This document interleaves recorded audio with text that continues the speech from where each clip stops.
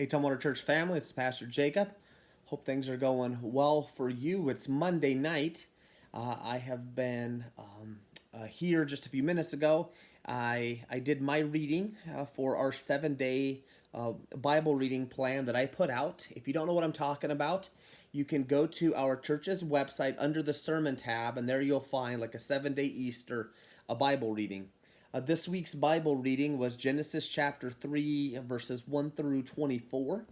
It's where Adam and Eve sinned, and God finds out. They start blaming each other, and God then, in response, by being holy, and they have disobeyed His one command by disobeying it, then God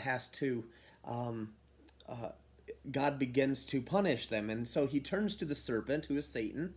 And he tells him this, and it's a verse I think many of us have heard before, but he says, I will put enmity between you and the woman, and between your offspring and her offspring, and he, this offspring, shall bruise your head, and you shall bruise his heel. We've been celebrating Easter, the resurrection of Jesus, for about 2,000 years now, and it's really fascinating to think that thousands of years before Jesus came, pretty much at the start of humanity, just, days, weeks in it when this whole thing happened. And he makes this, pronouncement to the serpent that this offspring that I promised, this offspring of the woman is going to bruise your head. Another way to say this, crushed.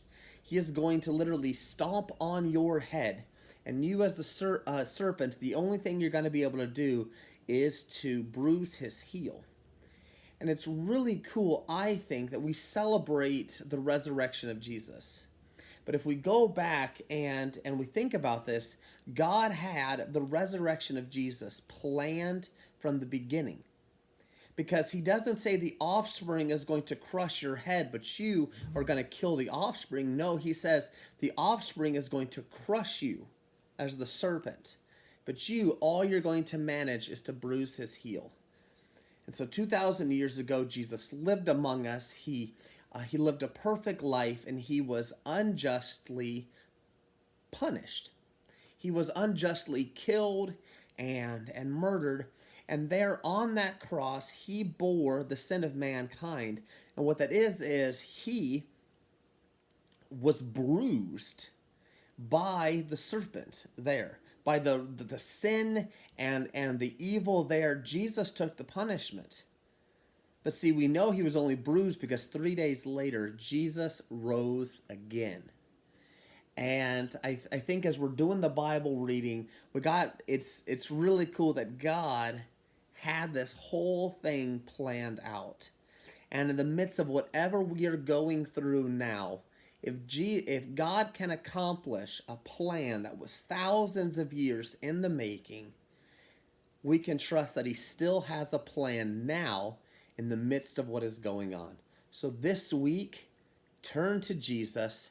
I hope you join us and follow along with the other passages and think about them, and I'll bring you another sort of a challenge and a thought here tomorrow. Talk to you later.